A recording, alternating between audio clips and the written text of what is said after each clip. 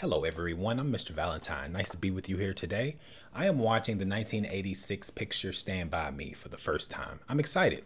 I love the way Rob Reiner moves the camera, and I love the way he brings a story to life cinematically. This film is written by Stephen King. I reacted to a Stephen King Rob Reiner collab a few months ago in Misery, and boy was that memorable. There's something about which to write home. But without further ado, let's get into the 1986 picture Stand By Me, shall we? I'll see you on the other side.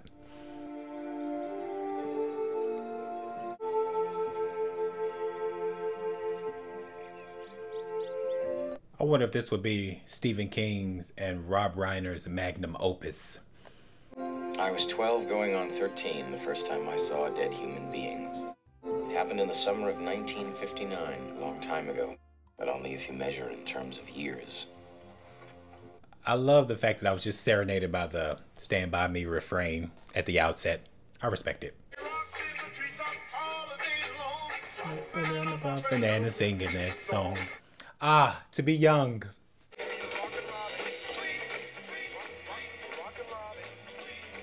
The cigarette box rolled up in his t-shirt sleeve. Teddy Duchamp was the craziest guy we hung around with. He didn't have much of a chance in life. His dad was given to fits of rage. What's going on with his ear? One time he held Teddy's ear to a stove and almost burned it off. Asked and answered. Like Game of Thrones' The Hound. Chris Chambers was the leader of our gang and my best friend. He came from a bad family and everyone just knew he'd turn out bad, including Chris. It's in the DNA. The writing's on the wall. Is it just me, or is that cigarette patch, that cigarette box keep disappearing and reappearing? Oh man, you guys are not gonna believe this. This is so boss. Let me catch my breath. I ran all the way from my house. I ran all the way home. Come on, you got this is boss. Come on. Sorry. Okay, great. You won't believe this. Sincerely, I ran all the way home. You guys. Can you guys camp out tonight? So what are you pissing and moaning about, Verno? You guys want to go see a dead body? I beg your pardon, sir? At the beginning of the school year, he had buried a quart jar of pennies underneath his house. Drew a treasure map so he could find them again. A week later, his mom cleaned out his room and threw away the map. Been trying to find those pennies for 9 months. Oh, pity for your thoughts, man. Pity for your thoughts. It ain't nothing to us. The kid's dead, so it ain't nothing to him neither. Who gives a he ever find him? I don't. Where's that kid they were talking about on the radio? Is homicide afoot? Or Brower, or Flowers, whatever his name is. The train must have hit him. Big deal. We had all followed the Ray Brower story very closely. That's a bit callous, huh? 3 days before, he had gone out to pick blueberries, and nobody'd seen him since. It's best we just keep our mouths shut, and then they can't touch us. We can make an ominous call. They trace those calls, stupid. Ah, these are a couple of ne'er-do-wells. If they would have known you were under there, they would have killed you. And then after dark, train must have come along. El Smacko. El Smacko. Oh, they're about to be on the path of one hell of an adventure. I bet you anything that if we find him, we'll get our pictures in the paper. Probably pin a medal on you, Vern. Yeah, you think so? Sure. Vern is after the fame and adoration. We'll all tell our folks we're tenting out in your backfield. Then we say we're going over to the drag races the next day. But if we do find that kid's body over in South Harrell, they'll know we didn't go to the drag races. We'll get hided. Nobody will care, because everybody's going to be so jazzed about what we found, it's not going to make a difference. So jazzed. What do you say? All right. Gordy. Sure. Vern? Vern, come on, Vern. Peer pressure. Am I right? I wanted to share my friend's enthusiasm, but I couldn't. That summer at home, I had become the invisible boy. Oh man, these are some ghastly parental depictions here. Parents being painted in a horrible light. In April, my older brother Dennis had been killed in a Jeep accident. 4 months had passed, but my parents still hadn't been able to put the pieces back together again.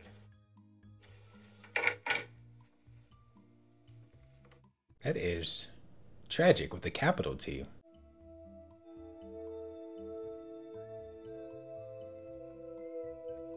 Was that one John Cusack? Incidentally, I watched High Fidelity last night. Talk about heartbreak. This, my friend, is for you. It's good luck cap. You wear that cap, you know how many fish we're gonna catch? How much? Brazilian fish. Oh, a touching flashback with a piano to boot. You're fine. Come here. Give me a hug. You found it. Huh? You found it. Is this film about to make me emotional? Ah. Why can't you have friends like Denny's?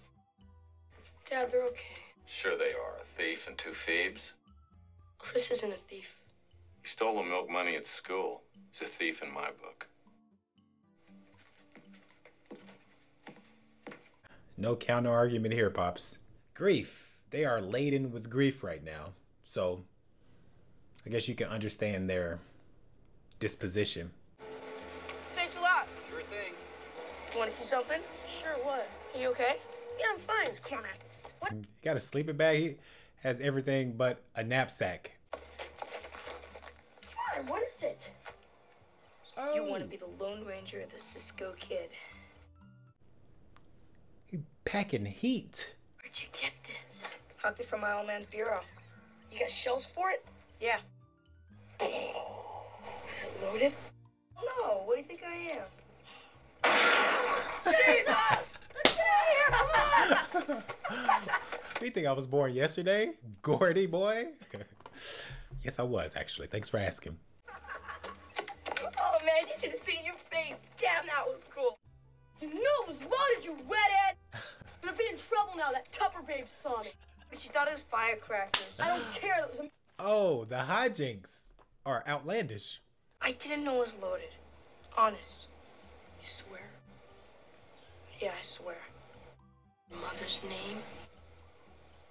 Pinky swear. All right, be careful. That's unbreakable.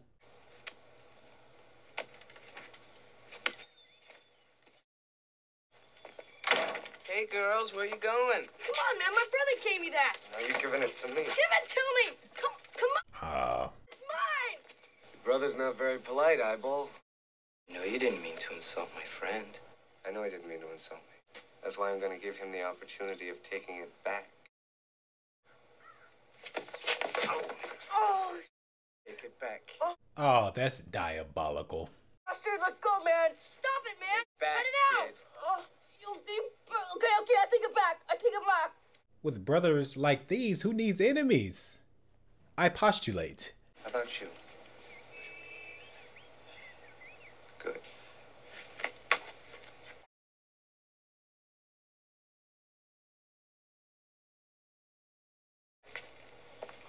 See you later, girls. Come on, just forget him.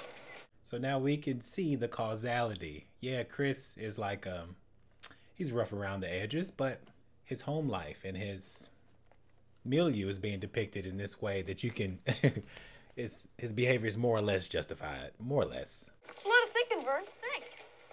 Two for flinching. Oh, man. These kids, dude. This is peak childhood. Hey, I'm kind of hungry. Who's got the food? Did anybody bring anything? Oh. Oh, this is great. What are we supposed to do? Eat our feet? You mean you didn't bring anything either? Ah, this is a hell of a setback. Yeah, I got $1 too. 60 cents from Teddy. Well, 2.37's not bad. Yeah, that's like $50 in 2024 money. Train coming.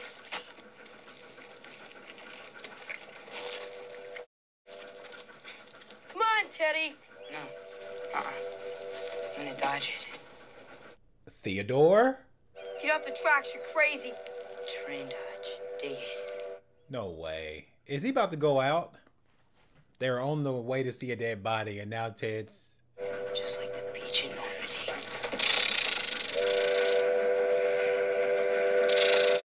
Come on, guys. It's like the beach in Normandy. No, Saving Private Teddy. I'm just trying to save your life, man. Oh, I like that shot right there, though. I don't need no babysitter. Do too. Skin it. I could have dodged it. Aw. Listen, Teddy, you can dodge it on the way back, man. Peace. Skin it. Trying to make a rapprochement? Rapprochement? Eh.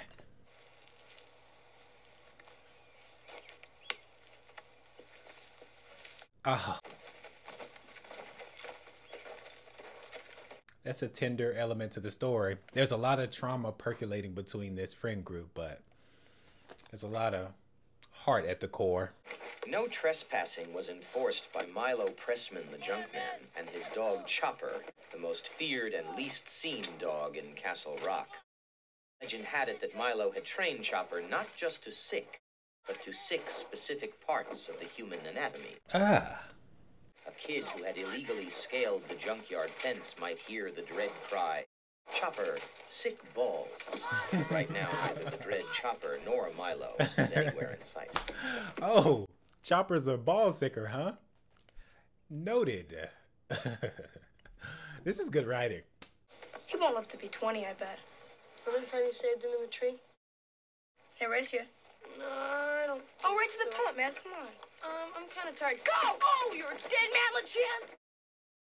He's got Chambers beat. But what's this? Chambers is making his move. On it. Chambers at the tape. The crowd goes wild. This scene brought to you by Parker Valby. Is that her name? Parker Valby? Parker Babley, more like.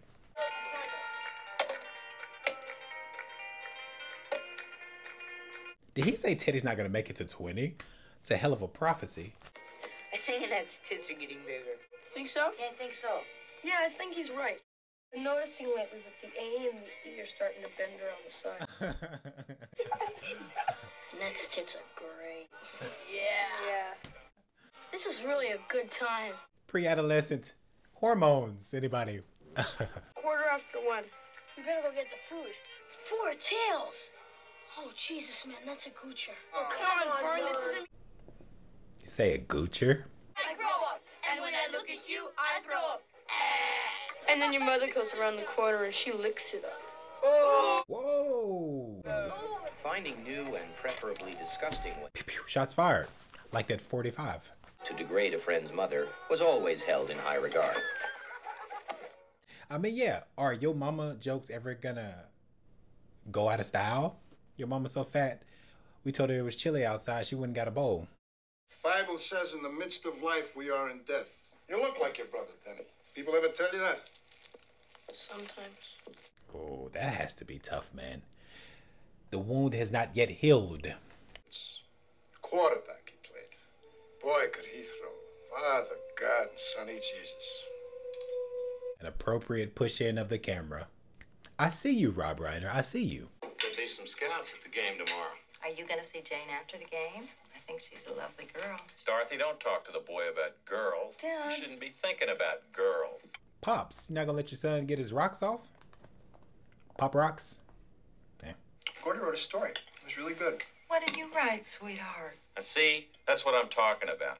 Football takes concentration. You start in on the girls and his mind's all over the place. Dorothy, I don't know how many really liked it. I told you when I make Family strife. And what's going on with her lip here? Is that indicative of anything? Or is it just arbitrary? There's a lot of cinematic language here. Do you play football? No, What do you do? I don't know. Hey! Hey, you kid! What are you doing there? Come over here! Uh-oh. Chopper! Sick him, boy! Now he said Sick'em Boy, but what I heard was Chopper Sick Balls. Get to the chopper. That's Chopper. Chopper was my first lesson in the vast difference between myth and reality. Legend has it. Sonny, I'm gonna beat your ass and my dog like that. Yeah, like she tried to climb over his fence and get me fat. Or me that. You little tin weasel, peckerwood loony son. Oh. Did you call me? I know who you are. Too far. Too far. Teddy Duchamp. Your dad's a loony. He took your ear and he put it to a stove and he burnt it off. Ah. My father stormed the beach in Normandy. No wonder you're acting the way you are, with a loony for a father. Oh. Call my dad a loony again, and I'll kill you. Loony, loony, loony. Whoa. Back here, you hear me? Nobody rings out my back. Come back here. My father started the beach. I said come back here. He's hitting below the belt here. with these kids' personal lives here. Jeez Louise. I wondered how Teddy could care so much for his dad, who practically killed him. I couldn't give a shit about my own dad, who hadn't laid a hand on me since I was 3. That was for eating bleach under the sink. You raped my old man. Therein lies the cognitive dissonance. He still stormed the beach at Normandy, right? Whatever is between you and your old man, he can't change that. Forget it, all right? Just forget it. This dynamic is so moving and affecting. A lot of hurt between these young fellas, and they are each other's best support group. Sorry if I'm spoiling everybody's good time. I'm not sure it should be a good time. Oh. But going to see a dead kid, maybe it shouldn't be a party. Yeah. He's like, maybe we should, be celebrating this. This shouldn't be a day at the picnic.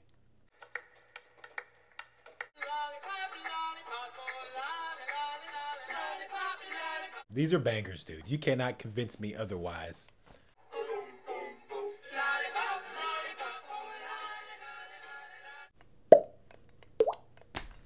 The next year we won't be split up. What are you talking about? Why would that happen? It's not going to be like grammar school, that's why. You're taking your college courses, and me, Teddy, and Vern, while we'll be in the shop courses with the rest of the making ashtrays and birdhouses. Oh. You're going to meet a lot of new guys. Smart guys. Meet a lot of is what you mean. No, man. Don't say that. Don't even think that. I'm not going in with a lot of just forget it. What's about wanting to be with your friends? It's if your friends drag you down. Man, this is a beautiful portraiture of these kids' personalities and the group hierarchy. You could be a real writer someday, Gordy. Writing. I don't want to be a writer. It's stupid. It's a stupid waste of time. That's your dad talking. Bullshit. Oh, man. I know how your dad feels about you. He doesn't give it out you. Danny was the one he cared about. And don't try to tell me different. He's dealing with some self-image, self-esteem issues brought on about the effect his father's playing on him. Psychologically sound approach this movie's taking. Oh, gee, thanks, Dad. Wish the hell I was your dad. You wouldn't be going around talking about taking these stupid shop courses if I was. It's like God gave you something, man. All those stories that you can make up. And he said, this is what we got for you, kid. Try not to lose it. But kids lose everything unless there's someone there to look out for them. And if your parents are too up to do it, then maybe I should. Come on, you guys. Let's get moving. Yeah, but Chris is emotionally precocious and complex. Yowza. I wonder how much of Stephen King is in Gordy here. Because Chris is like, bro, you're talented. You got the stuff. You got the goods. Gordy is like shying away from that because of his home life. This is, I like the direction this movie's taken. any of you guys know when the next train is due? We could go down to the Route 136 bridge. You crazy? That's 5 miles down the river. You walk 5 miles down the river, you gotta walk 5 miles back. That could take till dark. We go across here, we can get... Yeah, that math checks out. But if a train comes, there's nowhere to go. Just jump. Teddy, it's 100 feet. Yeah, Teddy. Teddy be flying by the seat of his pants, babe. I'll be waiting for you on the other side, relaxing with my thoughts. You use your left hand or your right hand for that? You wish. Oh. A little onanism allusion, huh? Alluding to a little onanism. Oh, they're doing it. I like the dramatic tension of this scene, but I am fearing for our main characters here. Oh, no. No.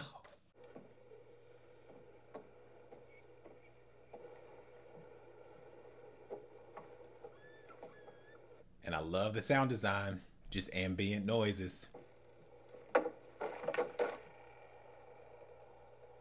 lost the comb. Forget it, Vern. How are you gonna preen and primp?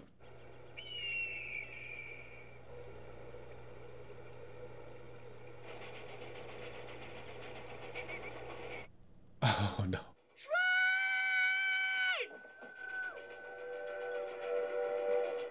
This is not great. I do not like the looks of this.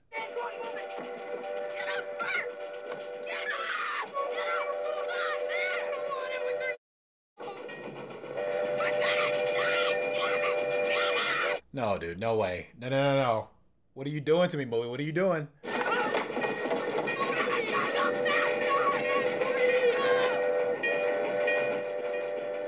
If ever's a time to be a runner, to be a track star, it's now. 12 miles an hour.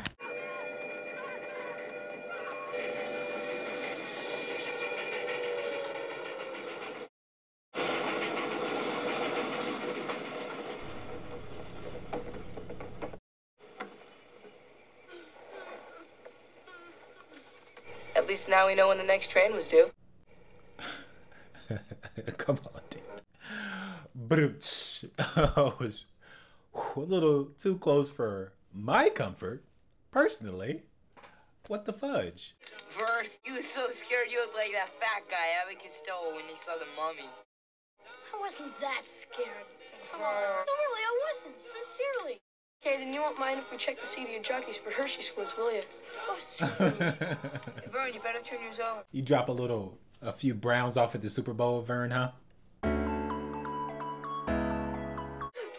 Vern. It's not funny. What am I supposed to eat? Why'd you cook your dick? Be a small meal. Oh, youth banter, repartee. The witticisms of youth. That's funny. Hey, Gordo, why don't you tell us the story? Yeah, come on, Gordo. Well, the one I've been thinking about's kind of different. It's about this pie eating contest. And the main guy of the story is this fat kid that nobody likes named Davy Hogan. Like Charlie Hogan's brother. Gordy, the raconteur. Well, this kid, he's our age, but he's fat, real fat. You know, it's not his fault. It's his glands. Oh, yeah, my cousin's like that. But what a blimp. No, she looks like a Thanksgiving turkey. And you know, this one time... Shut up. She's rotund. The fat jokes are innumerable. All the kids, instead of calling him Davy, they call him Lardass. Lardass Hogan. Even his little brother and sister. Eat the food, Tina, you fat lard. Gosh. And they rank him out and beat him up whenever they get a chance. But one day he gets an idea. The greatest revenge idea a kid ever had. Revenge is a dish best served ice cold. What's cooler than being cool? Ice cold. Young Master David Hogan. Hey, Lord, how was your trip? You got a big appetite, Lord. Don't even think about winning this. That's cruel and unusual. He's just big boned. Don't pay any attention to those fools, Lardass. It's Davy. Boom, baba, boom, baba. Okay, so we just have detractors everywhere we look, huh? Go!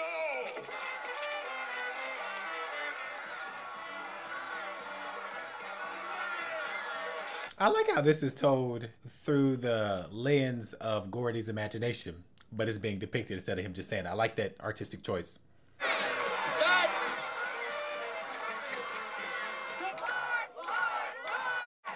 He has a chip on his shoulder, a pie on his shoulder.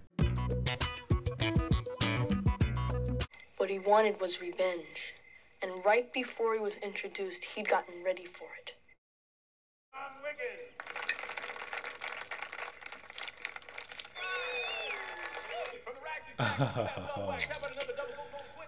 This is a calculated maneuver. He pretended he was eating cow flops and rat guts and blueberry sauce.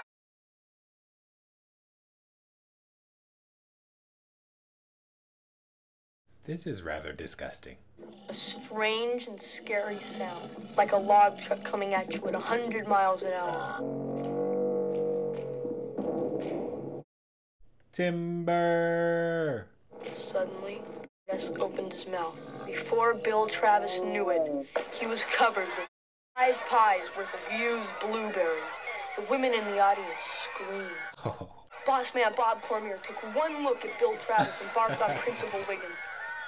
Principal Wiggins barked on the lumberjack that was sitting next to him. Projectile vomit is hilarious. But when the smell hit the crowd, that's when this plan really started to work. Girlfriends barfed on boyfriends. Kids barfed on their parents. A fat lady barfed in her purse. The Donnelly twins barfed on each other. Women's auxiliary barked. All. Wait, this is hysterical. And Lars just sat back and enjoyed what he'd created. A complete and total barforama. Barforama. This is pandemonium, bedlam, chaos. Oh man, that was the best. Just the best. Yeah. Then what happened? What do you mean? What happened? What do you mean what happened? That's the end. How can that be the end? What kind of an ending is that? What happened to I feel like he landed that plane sufficiently. It was really good, but there's one thing I didn't understand. Did Lars have to pay to get in the contest? No, Vern. They just let him in. The pivotal question, Vern. You asked the question everybody wanted to know. We talked into the night. The kind of talk that seemed important until you discover girls. All right. Mickey's a mouse. Y'all were talking about tits earlier, so they're not exactly completely off your radar.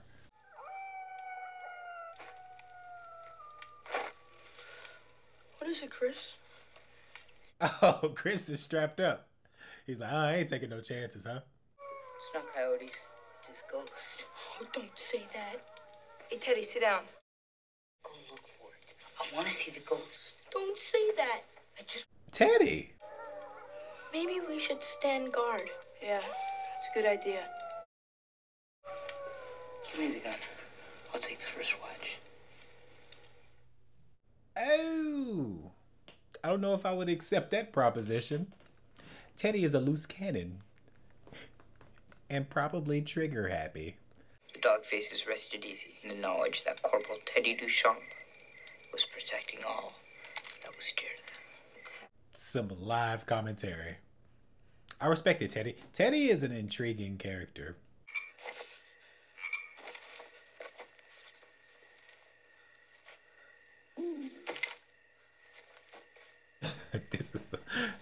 This is a wild set of circumstances.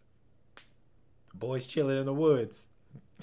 One of them keeps staying guard with the gun while the other gets some shut eye. I like this formula a lot.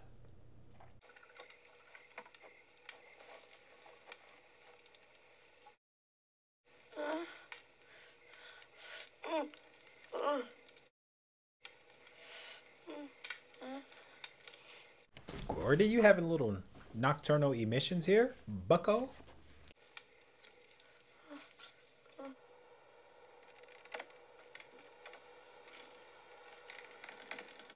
Diametrically opposed to a nocturnal emission. My bad. Eh.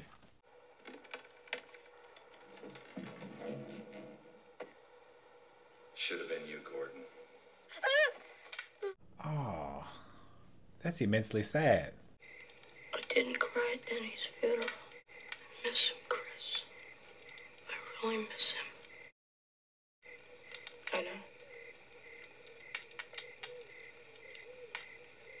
Awful. Go back to sleep. It's a lot to try to digest as a kid, especially with your parents' behavior towards you. Maybe you could go into the college courses with me. That'll be the day. Why not? You're smart enough. They won't let me. I like how they're empowering and emboldening each other.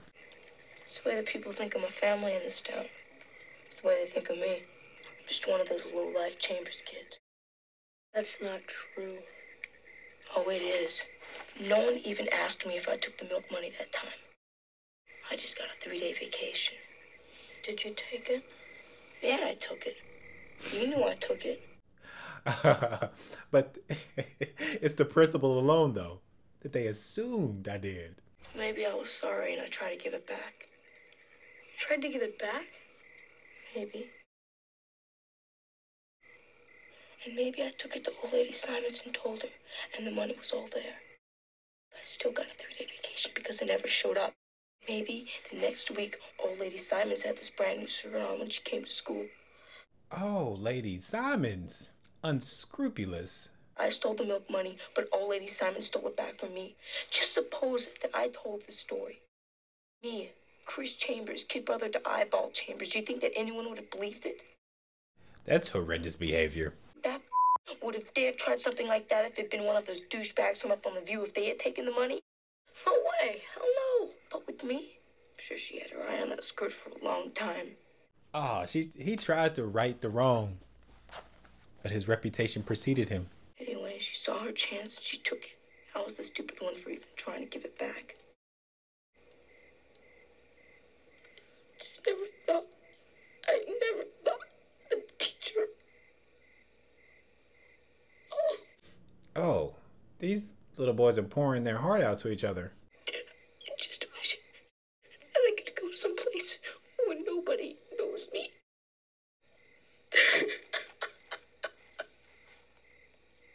Oh, man. That is heart-wrenching. An enormous weight on your shoulder at this ripe age. I guess I'm just a pussy.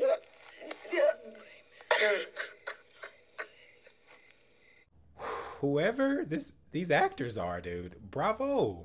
They are turning in one hell of a performance. I think my AC kicked on and I got something in my eye or allergies or something. Oh, good googly moogly, dude. We need to get some breakfast stuff like Twinkies and Pez and root beer. Sorry, Vern. I guess a more experienced shopper could have gotten more for your 7 cents. A more seasoned consumer could have stretched it. The reality of Ray Brower was growing. For me, the idea of seeing that kid's dead body was starting to become an obsession.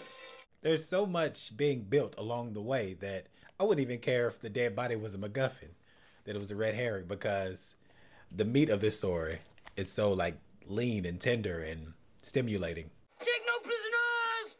Hey, you guys, it's a lot safer if we, Hey, you guys, wait up for me! Was that a planned fall or incidental? I love slapstick in either event. Yeah, come on, man. We're gonna be famous.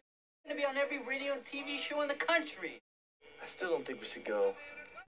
I don't like how this is about to intersect between these groups here. It's a recipe for disaster.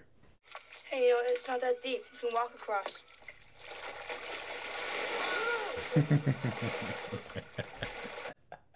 They were so confident in walking too. Oh.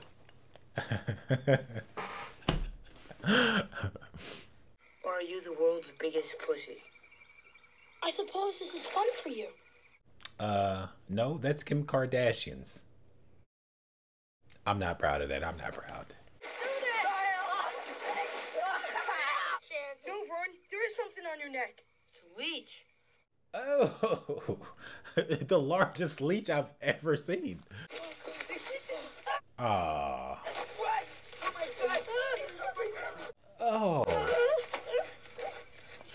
That is giving me a feeling of disquiet. Oh. Say it ain't so, Weezer. Say it ain't so. Oh, Chris. Yeah. Oh crap indeed, dude. No. No. Dude. Oh, vicarious discomfort. Oh.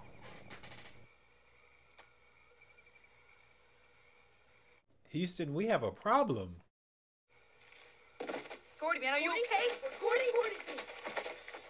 Can you hear me? You just got to third base. Are you there? Maybe he's... In the worst imaginable way. That's the worst form of fellatio I've ever heard of. What's your problem with the champ? He had a leech hanging from his balls. He fainted. What are you, his mother? Oh, I like that shot composition. Come on, you guys. Break it up. Stop it! Oh. I'm not going back. He is smoldering. He's seething. He's like, I just had a leech on my balls. I don't need this too. We've reached a point of no return, fellas. Follow suit. At the time, I didn't know why I needed to see that body so badly. Even if no one had followed me, I would have gone on alone. Our kid must be around here someplace. You and Vern watch the left side of the tracks. We'll take the right. All right. I like the atmosphere, the tone of this movie. Look over there! I see him! None of us could breathe. Somewhere under those bushes was the rest of Ray Brower. That's macabre.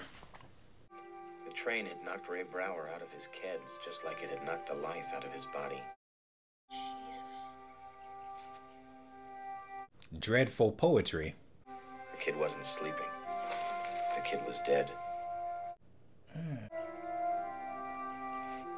Let's look for some long branches. We'll build him a stretcher. How do you even conceptualize that as a kid? Yeah, that's what the goal was, but seeing it in real life has to hit different. Why did you have to die? What's the matter with Gordy? Nothing. Why don't you guys just go over there and look for some branches, okay? It's too reminiscent of his brother. That's what's wrong. Why did he have to die, Chris? Why did Denny have to die? Why? I don't know. The prevailing question. My dad said it, I'm no good. He doesn't know you. He hates me. He doesn't hate you. He hates me. No, he just doesn't know you. Ah, that's cold-blooded. He hates me so good.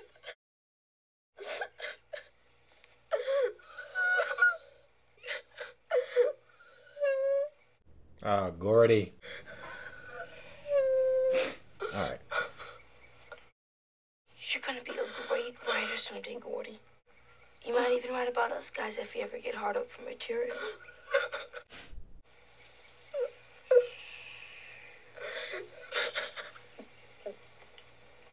If you ever hard up for material, it's a funny thing to say. And he's like indirectly blaming himself for his death because of how his father's treating him. Guess I'd have to be pretty hard up. Yeah. You got that right. He wasn't planning on taking the body from us, was you, boys? We found him. We got dibs. Better start running, Eyeball. They got dibs. We earned him, man. You guys came in a car. That's not fair. He's ours. It's not fair. He's ours. Well, not anymore. There's 4 of us, Eyeball. You just make your move. He's like, your move, punk. You either leave quietly, we take the body. Or you stay, we take the body. Besides, me and Billy found him first. Yeah, Vern told us how you found him. Billy, I wish we never boosted that car. Oh, Billy, I think I just turned my Fruit Looms into a fudge factory. That's it. You're Pretty accurate. That was his bit of caterwauling. Why don't you go home and your mother some more? Some more. It's the icing on that disrespectful cake. They're not taking Come on, him. man, this is crazy. They're not taking him. He's got a knife. You're gonna have to kill me, Ace. no problem.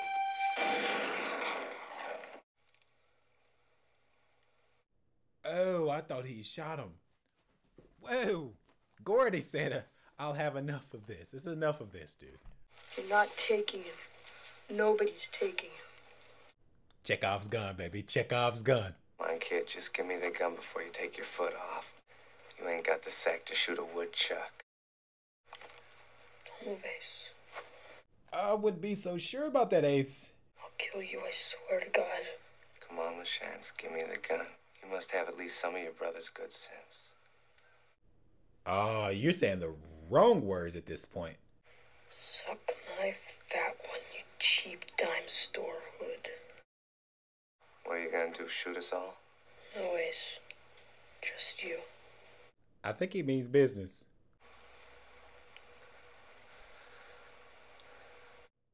We're gonna get you for this. Maybe you will and maybe you won't. Oh, we will. That remains to be seen, bro. The point is moot. Yeah, he was standing 10 toes down. Ace is like, I don't think he's joshing here.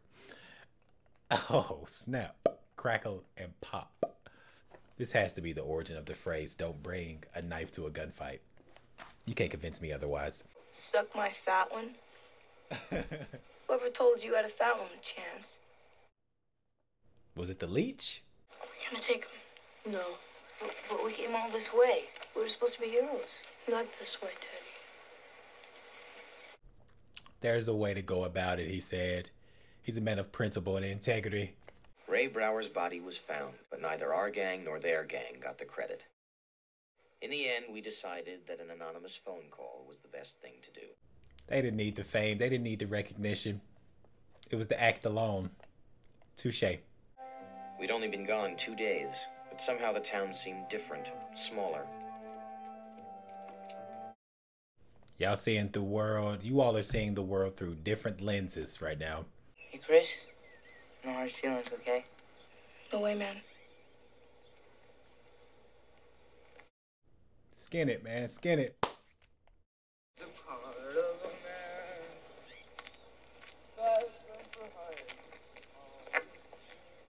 It's such a perfect line of dialogue. No hard feelings. I'm never gonna get out of this town, am I, Gory? You can do anything you want, man. Yeah. You got darn Skippy. I'll see you. Not if I see you first. Chris did get out.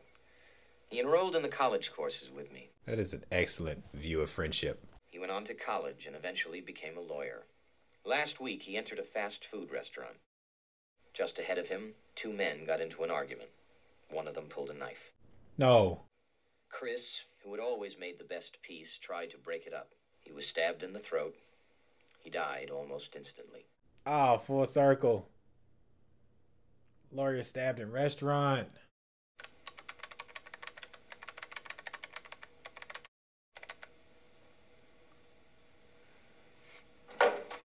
That's atrocious.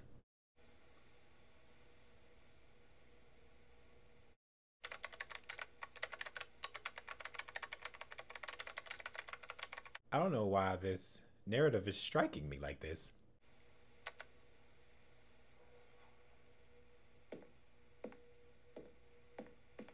Because it's such a fitting way to end the story. And we go out with Ben King's Stand By Me.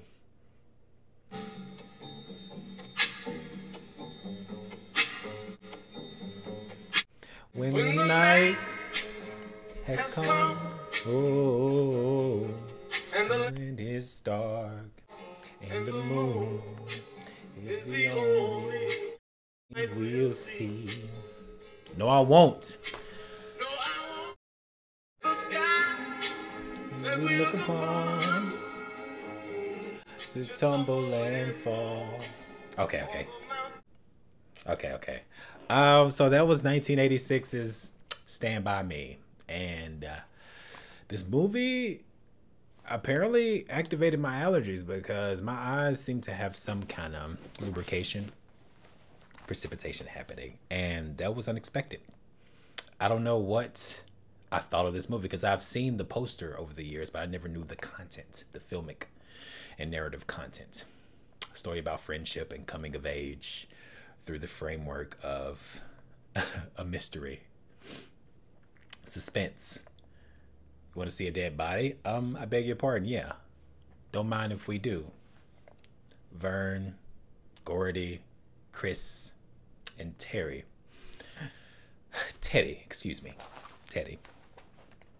And it always fascinates me how kids of this age can pull these kind of performances seemingly from their depth. It's like it's an inspired performance. In performances plural, because across the board, you got Vern, the put upon, the picked on kid who had little zingers here and there, but you can see there's charm there. You got Teddy, whose father is abusive, but he landed on the beach of Normandy. He landed on the beaches of Normandy, and that was so what that constituted in his life. You see his ear early on, and you hear about his father's abuse to him, but you know his father has issues. He's probably dealing with some modicum PTSD from that experience, and he's taking it out on the kid. And same goes for Chris. Chris is born into this, family with a poor reputation, let's say. And he gets the opposite of the benefit of the doubt. And it was such a moving anecdote of his time of, yes, he stole that money, that milk money, but he tried to give it back. And the person to whom he gave it back, Miss Simons, stole it from him. And nobody blinked an eye. Nobody said anything about it because they was like, oh, that's his family. That's all he's worth. And the fact that he evolved into a lawyer is promising. And So disheartening that he died at the end, but they brought the movie full circle because we saw that's what he was reading in the opening frame. Lawyer stabbed in restaurant. That was an excursion. That was an expedition. A hell of a journey to find that, what was his name, Bowery Kid, and how that dovetailed dreadfully with Gordy's brother dying. And then his father indirectly blaming him, saying it should have been you, whether that was in real, but that was the vibrations he was giving off. You know, whether he said it in real life, I cannot recall, but I do recall the dream sequence. You know what I mean? And yeah, I'm just fascinated by this film. Rob Reiner knocked it out of the park again. Stephen King is unimpeachable, right? Stephen King is unimpeachable based on the story. What was it called? The Body? It makes me want to read it. And the emotional core of this film, this movie has soul. There's an emotional and intellectual intensity that's exploring psychology and the tenderness of youth and the innocence of youth and how that's tarnished or, you know, built up or fostered by your parents or your guardians. And how when your brain is forming this age, like Gordy is a great, talented, formidable writer. But the fact that his father treats him like dog crap, it's like weighing him down. And he's being inhibited and repressed. Good googly boogly, man. This checks a lot of boxes. This movie checks a lot of boxes. Gordy has huge shoes to fill, bearing the brunt of everybody's grief and trauma. And how to reconcile that, how to deal with that at such a young age is, you know, it's an impossible task. And how he's handling it with aplomb and moxie and pluck. At the end, that's how you know it was built up. The foundations of the story. So when he's holding that gun, we the audience and Ace ultimately knew that no, my guy, he will pull that trigger if you don't back off, my guy. You know? Yeah, this kind of, everybody's dealing with it. Chris is dealing with his reputation of being a bad person, so he's just, you know, following suit. Almost as if it's inevitable. He's like, hey, Gordy, you're going to go off to college. You have an opportunity. Mine, hey, I am up the creek without a paddle because I'm a chamber. I come from a chamber family. And it's kind of like he's in this certain class in society that he sees no way out of. And this kind of formative trauma at this young age can leave an immense uphill battle to climb as you mature. And it is heartening and disheartening that he both became a lawyer and died in such a fashion, breaking up a fight. Went out in a tragically poetic and ironic fashion. You hate to see it. It rings true what he said in voiceover at the end when they got back to town. Yeah, it was only like, what, 24, 36 hours since they've been gone, but got back to town. It was like everything was different, everything smaller. Like when you endure something momentous like this, especially with your friend group, yeah, you are viewing everything. The paradigm has shifted. The worldview has changed. And it's just perfectly embodied with the ribbon on this story, the bow on top of this narrative, the icing on the cake. They landed this plane. Stephen King, Rob Reiner landed this plane perfectly, immaculately, in my opinion. I like the calculus of the characters. I like the dynamics. And I like the one scene with the flashback. They say, Gordy, tell me a story. And then we saw that like visualized. I thought that was a nice touch. They were just chilling in the woods, keeping guard with the gun. This is a wacky story. And yet it's profound and it has a lot of intellectual and emotional value. But in summation, this was a hell of a ride. And I'm glad that I chose today to watch it. And I will be watching A Few Good Men. And that's the only other picture I can recall off the top of my head that Rob Reiner did. I'm sure he did other ones. And I think under my other videos, like I mentioned in the beginning of the video, I did Misery and A Princess Bride. Always welcoming suggestions down in the comment box. If you want to support the channel, you did the best thing. You watched this. And specifically, if you're still watching this, my hat's off to you. you're facilitating help with the algorithm outside of liking this video, commenting, and subscribing if you're not already a subscriber. I'm at 6,800 fellow movie and TV show lovers. I feel honored and privileged to watch these pieces of content with you. It's a thing like that. Technology is a gift and a curse, you know, because there's a cesspool, an element of the internet is a cesspool, but things like this, to be able to connect with like-minded individuals, is invaluable to me. Appreciate all my subscribers. Thank you to all my patrons over there on the Patreon. You can join to get unedited, full-length reactions and exclusive content over there and get them early before I winnow it down and upload here to YouTube. Thank you to my Prestige Worldwide tier on the Patreon, who are getting full unedited versions. Russian Paul, DeAndre Flyboy, KDS, Robert M, John M, Thistle Fig, Andrew C, Jake M, Trevor, Marcus S, Amber Y, Ramona, and John Souls. Much obliged. And then last but not least, the Superior Cupidity tier on the Patreon, who choose 1 or 2 movies for me to watch per month. V-dubs, mega reacts, and I like to stay home. You guys are knocking it out the park with these movie selections, and I look forward to your continued support and recommendations. But that was 1986's Stand By Me, written by Stephen King, brought to life magically by Rob Reiner. And as always, until we meet again.